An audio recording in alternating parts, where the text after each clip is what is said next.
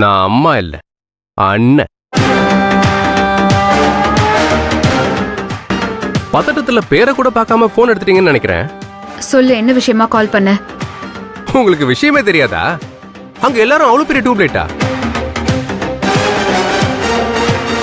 ஒருவேளை இன்னும் அந்த விஷயம் அங்க ஓபன் ஆகவே இல்லையா?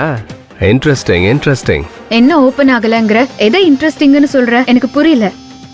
நான் மணிமங்கலத்திலேயே இல்ல.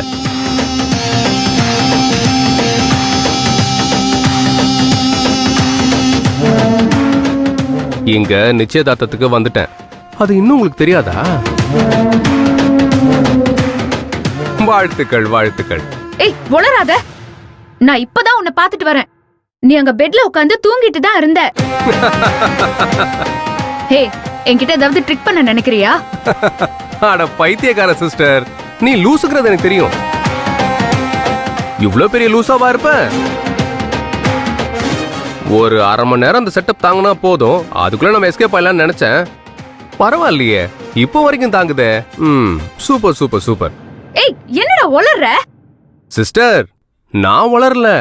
I am speaking the truth. நான் அங்க இல்ல. நான் இப்போ இங்க நிச்சயதார்த்தத்துல இருக்கேன். இன்னும் கொஞ்ச நேரத்துல எனக்கும் வர்ஷாவுக்கும் நிச்சயதார்த்தம். உங்களால நம்ப முடியலையா? என்ன? இருங்க, வீடியோ கால்ல வரேன்.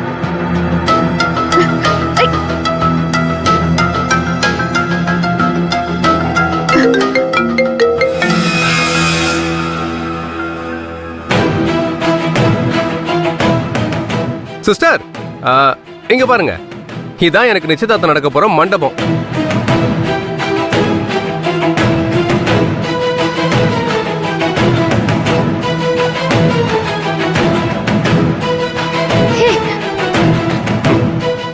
எவ்வளவு கிராண்டா டெக்கரேட் பண்ணிருக்காங்க பாருங்க. ஏய் அருண், நான் கூட பாருங்க பட்டு வேட்டி சட்டை சும்மா ஜம்முன்னு இருக்கேன்.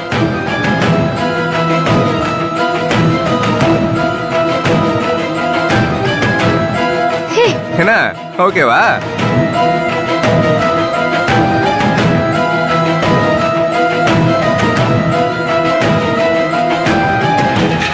நினைச்சேன் அங்க உட்கார்ந்து இருந்த போஸ்ல ஏதோ தப்பு இருக்கேன்னு தோணுச்சு. This is my நிச்சயதார்த்த dress, sister. ஹே, நீ எப்படி அங்க இருந்து போன? அதுவும் எப்படி அதுக்குள்ள பெங்களூர் போன?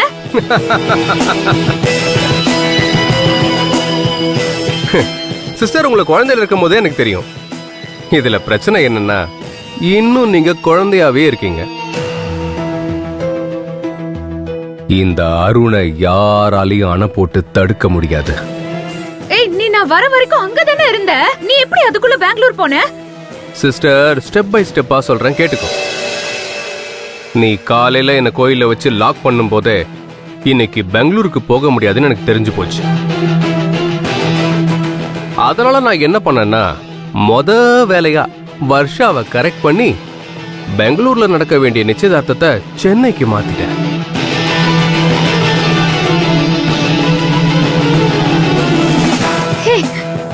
அடுத்து தப்பிச்சு போலான்னு பார்த்தா நீங்க தான் ரொம்ப வாட்ச் பண்ணிட்டே இருந்தீங்களே.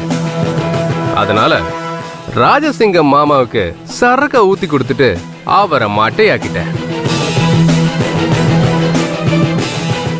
ஏன் ரூம்ல ஆபீஸ் லேப்டாப்ல உட்கார்ந்து வேலை பார்க்குற மாதிரி உட்கார வச்சுட்டு தப்பிச்சு வந்துட்டேன்.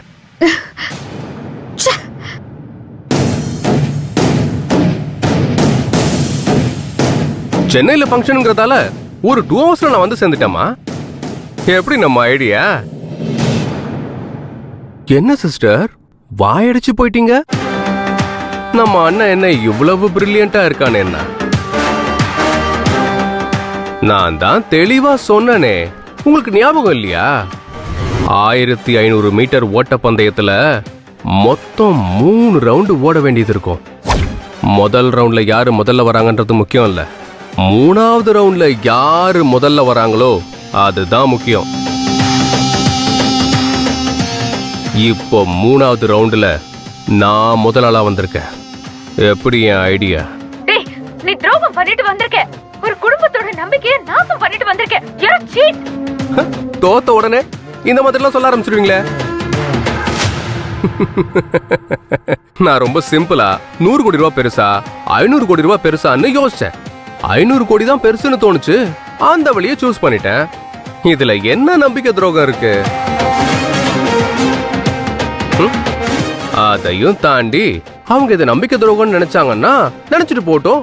I just don't care. அவ்வளவுதான்.